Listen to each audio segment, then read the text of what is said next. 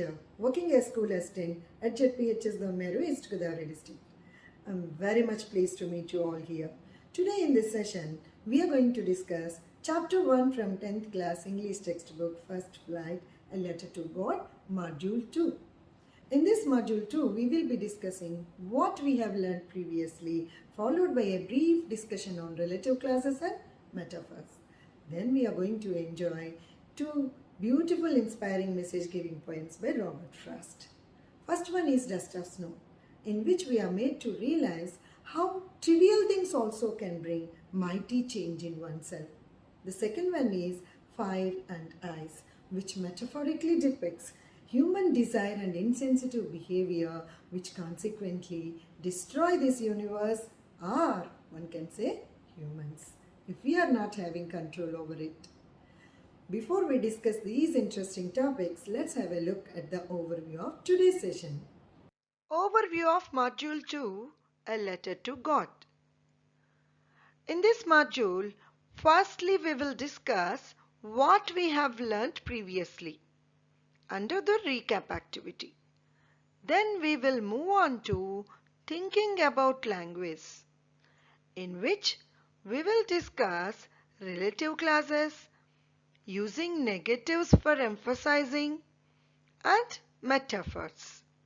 Next, we will be discussing speaking activity, listening activity, and writing activity. Last but not least, we will have a discussion on poems by Robert Frost, Dust of Snow and Fire and Ice.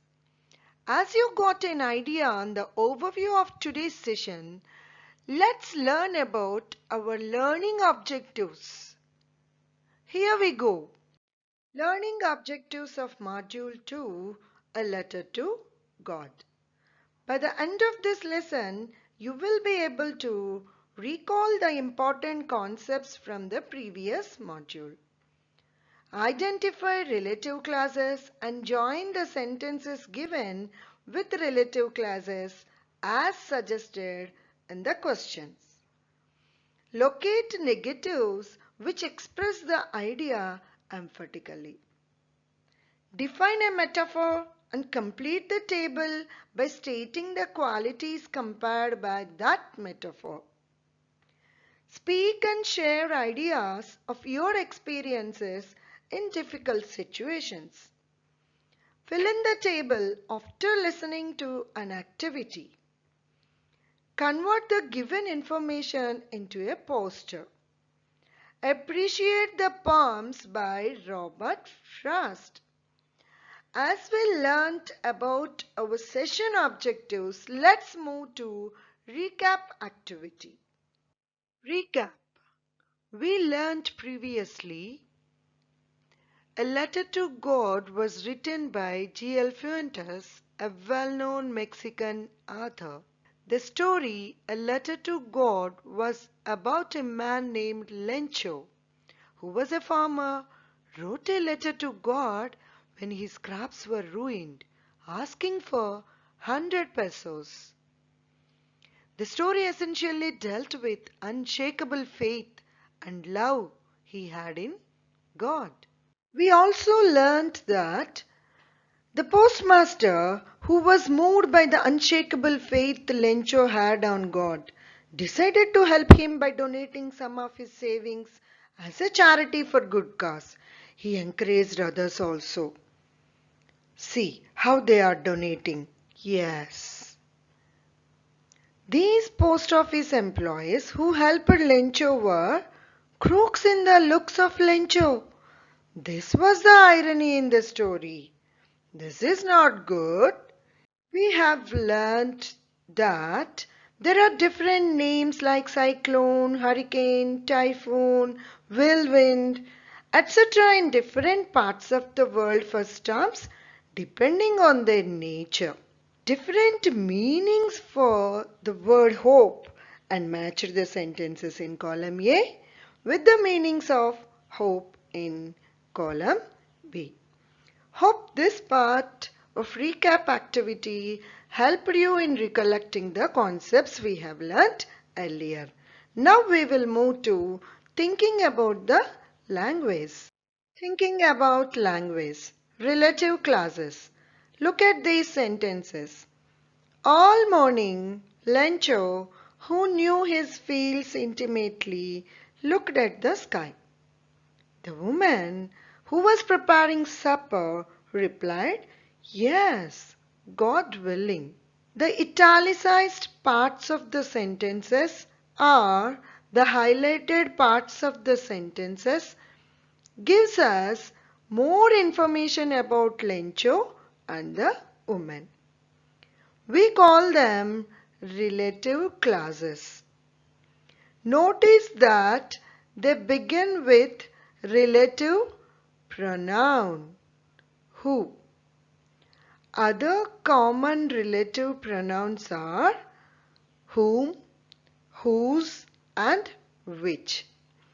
The relative clauses in A and B are called non-defining relative clauses because we already know the identity of the person they describe. Lencho is a particular person. We know him very well, and there is a particular woman he speaks to. So a non-defining relative clause usually has a comma in front of it and a comma after it. In some sentences, they have hyphen also, as in the case of sentence A. Right? As you got an idea, now we'll see how far you understood relative clauses. Join the sentences given below using who, whom, whose, which as suggested. Let me add one note here. We use who, whom, whose for persons. Usually we use that one for persons.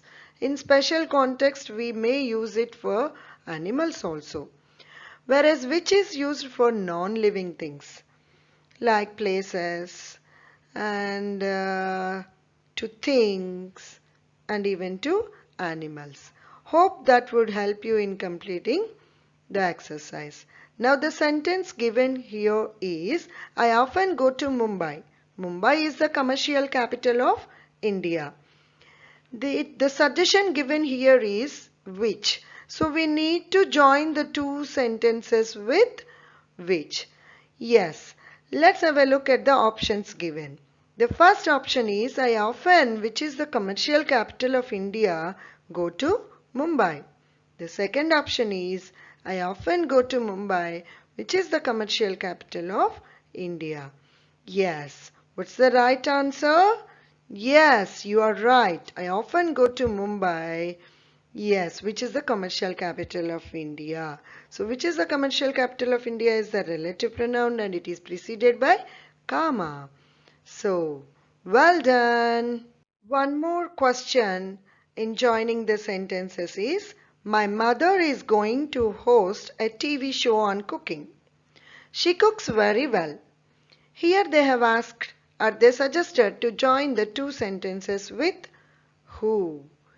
The options given here are, my mother, who cooks very well, is going to host a TV show on cooking.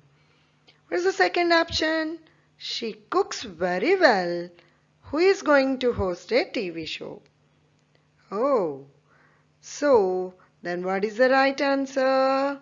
Yes, just recollect that the non-defining relative clause precedes with a comma followed by a comma. Yes, you are right. My mother, who cooks very well, is going to host a TV show on cooking. You are a star. Now we will see how the negative phrase is used to convey the emphasis. Under the thinking about language, now we are going to have using negatives for emphasizing the idea. We know that Sentences with words such as no, not, or nothing show the absence of something or contradict something. For example, first one, this year we will have no corn. Corn will be absent. This is the idea conveyed by this year we will have no corn. Right? Next sentence here is the hail has left nothing. So here absence of a crop. So the hail has left nothing. Here absence of crop is conveyed. Now we will look at the other form of conveying, that is contradicting. These aren't raindrops falling from the sky. They are new coins. So here the sentence contradicts the common idea of what the drops of water falling from the sky are. Right? Here these aren't raindrops. These are the new coins. So here these raindrops are going to give profit for the farmer. So new coins are going to come here. Here the sentence is contradicting the common idea. Hope it's clear to you, right? But sometimes negative words are used just to emphasize an idea.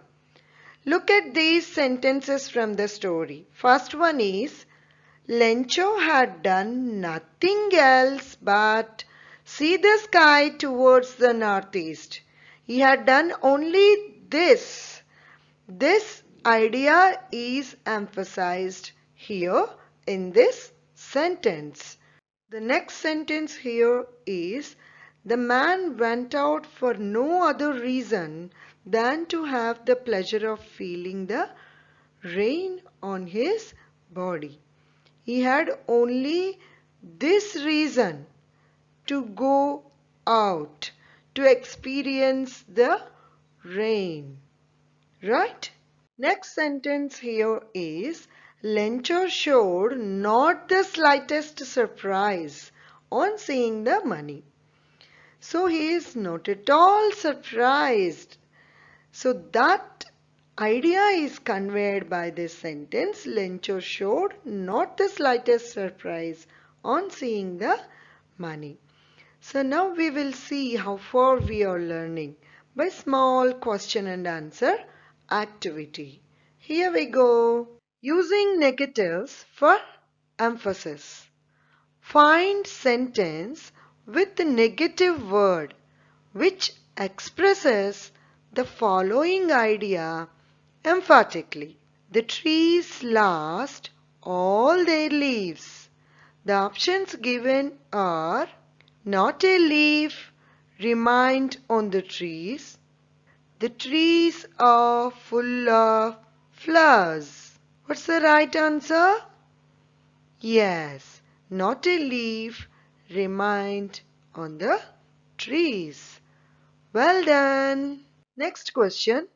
Locate the sentence with a negative word which expresses the following idea emphatically. The given sentence is, the letter was addressed to God himself. The options given here are option A. It was nothing less than a letter to God. Option B. It was a letter to God. What's the right answer? Yes, you are right. Option A. It was nothing less than a letter to God.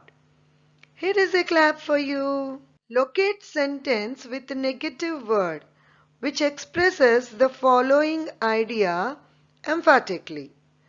The given sentence is, the postman saw this address for the first time in his career. So what are the options given here? The first option, the postman saw this address for the first time. Never in his career as a postman had he seen that address. Yes, what's the right answer? Never in his career as a postman had he seen that address. Yes, here is a badge for you. Now we will have a discussion on metaphors. Metaphors. The word metaphor comes from a Greek word meaning transfer. Metaphors compare two things or ideas. A quality or a feature of one thing is transferred to another thing. Some common metaphors are the leg of the table. The leg supports our body, right? So the object that supports a table is described as a leg. Now we will look into other example also. One more sentence is the heart of the city. The heart is an important organ in the center of our body, right? So this word is used to describe the central area of a city. Now we will see how far we understood the metaphor. By pairing up the metaphor with the tough quality and the story we have discussed earlier. In pairs, find metaphors from the story to complete the table below. Try to say what qualities are being compared. In the first column we have object. In the second column metaphor. Third one quality or feature compared. So first illustration given here is cloud. So the metaphor is huge mountains. Quality or feature compared here is hugeness. Right? The mass or hugeness of the mountains is attributed to clouds here. The second example is raindrops. Can you guess what is the metaphor given in the text? And what is the quality or feature compared here? Yes, metaphor used for raindrops is coins. And the quality of feature compared here is money that a good crop will bring. So we will check our understanding by multiple choice questions. Here we go. Find metaphor used for the given phrase in the lesson and try to say what qualities are being compared in that metaphor.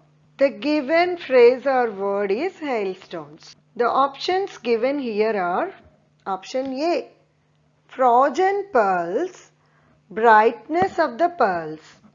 Option B, frozen mountains, snow of the mountains.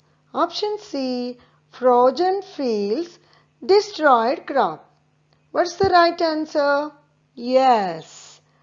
Option A, frozen pearls, brightness of the pearls. Here is a trophy for you. One more question. Find metaphor used for the given phrase in the lesson and try to say what qualities are being compared in that metaphor. The given phrase or word is lencho. The options are an ox of man and the quality is strong. Option B, a faithful man. The quality compared is faithful. What's the right option? Yes, option A. Lencho has been compared to an ox of a man who is very strong, hard-working. Right? Yes, excellent work. Well done. Now, you will be having a listening activity. So, listen to the activity carefully and complete the table given in your textbook, or you can try it here also. Okay, here we go. Listening activity. Listen to the letter. As you listen, fill in the table given.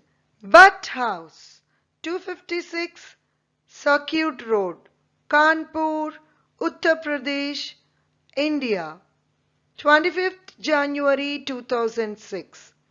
Dear Aarti, how are you? I'm sorry I haven't written for a very long time. I think I last sent you a birthday card in the month of September 2005. We have just moved house. See our new address above. This is our new home. Sarah has just about started going to school. We have admitted her to Little Feet, as this is very close to our new home. I'm sitting here by the windowsill, writing to you. There's a slight drizzle outside, and I'm reminded of the good times we had together at Bangalore last year. Do write back. Love, Jaya.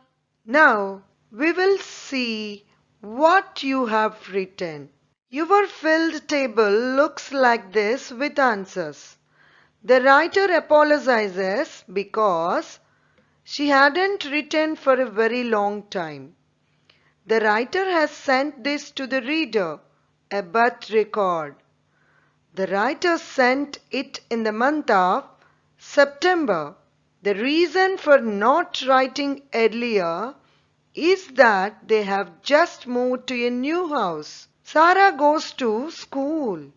Who is writing to whom? Jaya is writing to Aarti. Where and when were they last together? At Bangalore the previous year. So here are the stars for those who did well in this activity. Now we will move on to speaking activity. Speaking activity. Have you ever been in great difficulty and felt that only a miracle could help you? How was your problem solved? Speak about this in class with your teacher. For the question, have you ever been in great difficulty and felt that only a miracle could help you? We need to answer these questions.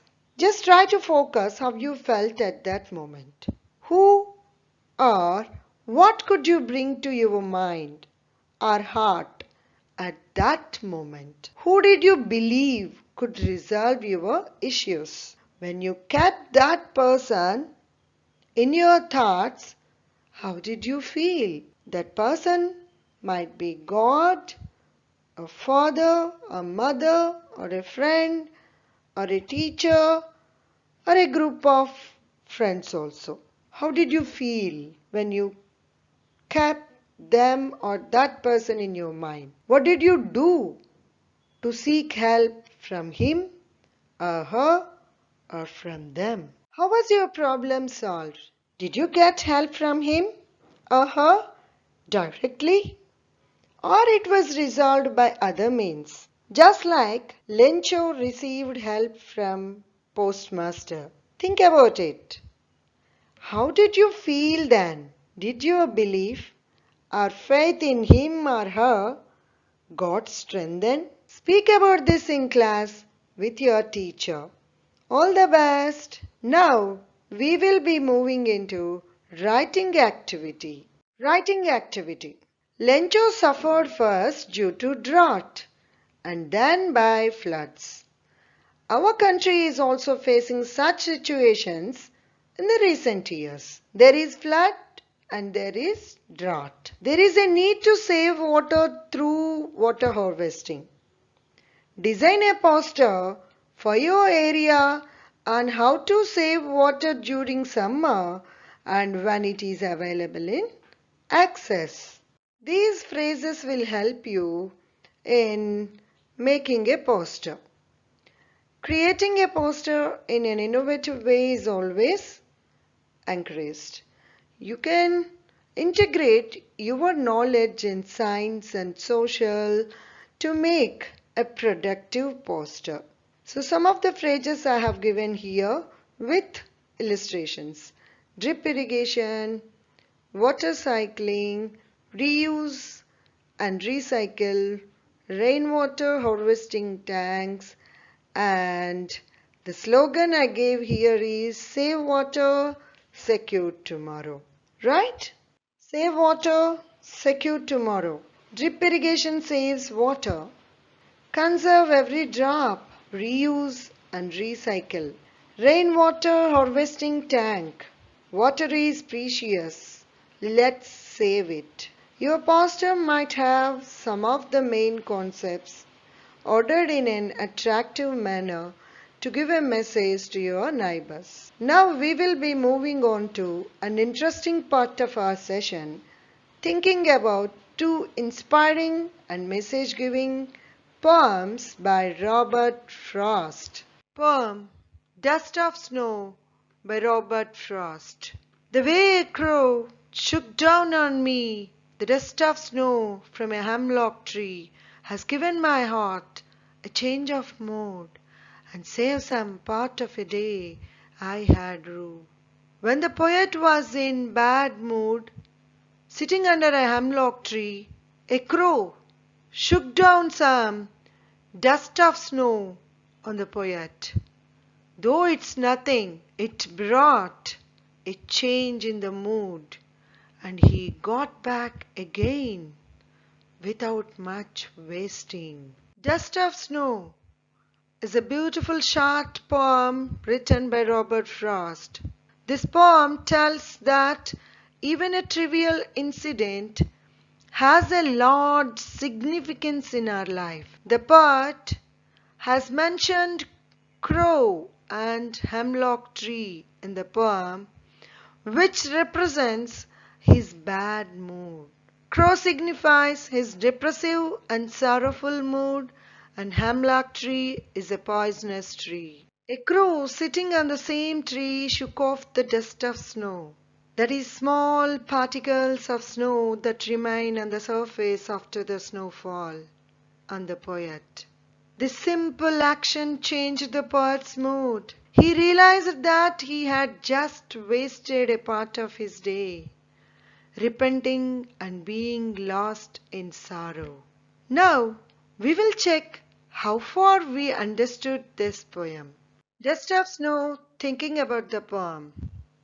What is a dust of snow?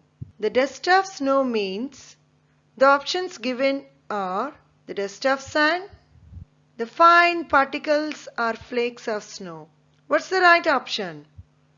Yes, you're right. The fine particles are flakes of snow.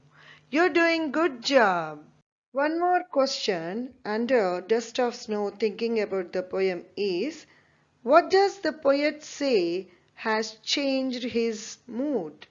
The options given here are option A, money, option B, clothes, option C, dust of snow. What's the right option? Yes, you're right. Option C, dust of snow. Dust of snow has changed the poet's mood. Well done. Now we will be moving on to one more poem by Robert Frost, Fire and Ice. Fire and Ice, poem by Robert Frost. Some say the world will end in fire, some say in ice. From what I have tasted of desire, I hold with those who favor fire. But if it had to perish twice, I think I know enough of hate to say that for destruction ice is also great and would suffice. The Fire and Ice poems talk about two different views of how the world will end, either by fire or by ice. It depicts two human emotions metaphorically with that of the forces fire and ice. The fire represents the quality of desire, and ice represents the quality of hate. Both might equally lead to the destruction of the world, metaphorically, human being. Now, we will check what we have understood from this poem by thinking about the poem activity. Thinking about the poem, the question given here is, do you think the world will end someday? The options given are S, no. What's your answer? Okay, some of you are saying yes. Some of you are saying no. Okay, if we go with as, we believe that anything has to perish. Right? If we go with no, we believe that we are optimistic. Yes, both answers are acceptable. Keep it up. Fire and Ice thinking about the poem. For Frost, what does fire stand for? The options given are greed, insensitive. What's the right option? Yes, you are right. Greed. You're a star. Now we will move to the final part of our session, assessment. Assessment. For Frost, what does I stand for? The options given are desire, insensitiveness. What is the right option? Yes, I stand for insensitiveness. You're doing great. So this is just for you. Next question. What do the crow and hemlock represent? Dust of snow. The options given are joy, sorrow. What's the right option? Yes, sorrow. Crow and hemlock represents sorrow or depressive mood. Well done. Next question. Join the sentences given below as suggested. The given sentences are: these sports persons are going to meet the president. Their performance has been excellent. So, whose is given there to join these two sentences? The options given are: the sports person are going to meet the president whose performance has been excellent. These sports persons whose performance has been excellent are going to meet the president. What's the right option? Yes. The sports persons whose performance has been excellent are going to meet the president. Very good. Join the sentences given below as suggested. Lencho prayed to God. His eyes see into our minds. Join the two sentences with whose.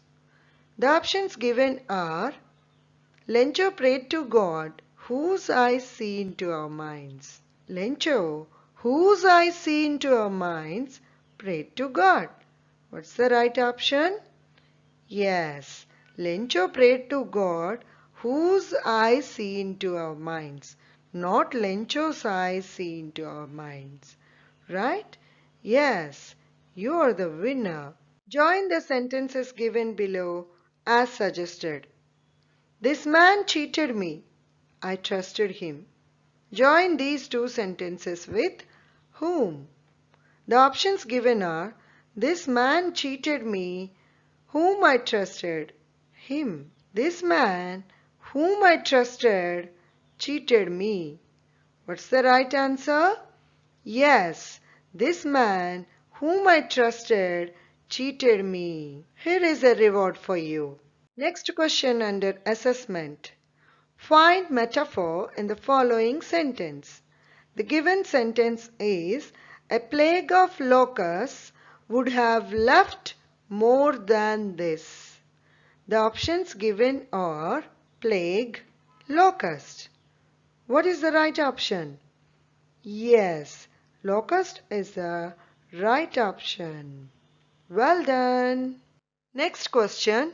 Try to say what qualities are being compared in the metaphor locust. The options given are epidemic, strong. What's the right answer? Yes, epidemic is the right answer. Great job. Now we have come to the end of our session. Let's see what we have learned in today's session. Summary or what we have learned. We have discussed the important concepts of the storyline from the previous module. We identified what is relative class and combined the sentences given as suggested. We located negatives from the sentences which express the idea emphatically. We defined a metaphor and completed a part of the table by stating the qualities compared by the metaphor. We discussed what is in the speaking activity.